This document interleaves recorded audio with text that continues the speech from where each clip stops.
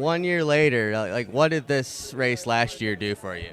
Yeah, I mean, it kind of made my career in some senses. It solidifies yourself inside the series. So it's been exciting to come back here. Now been a year since I won my first IndyCar race, so a lot more people recognize me when I'm walking through the paddock. So that's been a cool thing.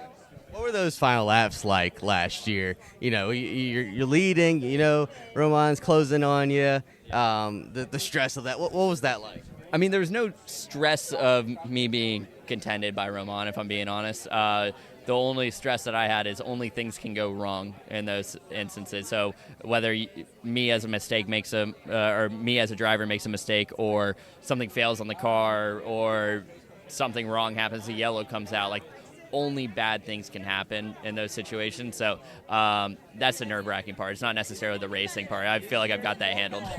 What do you think the fan reaction has been to you since doing the 100 Days to Indy show last year?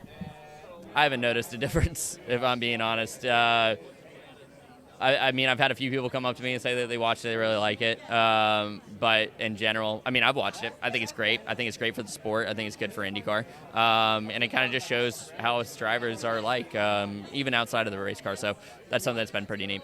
Lastly, how do you think IndyCar personalities compare to NASCAR personalities? There's been flack on the NASCAR side on that side. What do you think about the IndyCar?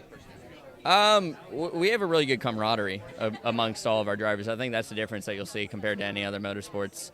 All of us get along. We want to beat each other on the track, but at the same time, like, we're all good friends. We all grew up together. We're not throwing hands and throwing stuff like maybe some of the other drivers do. Hey everyone, Dalton Hopkins here with Frontstretch.com. Don't forget to hit that subscribe button and check out one of the two videos next to me to see more of our racing content.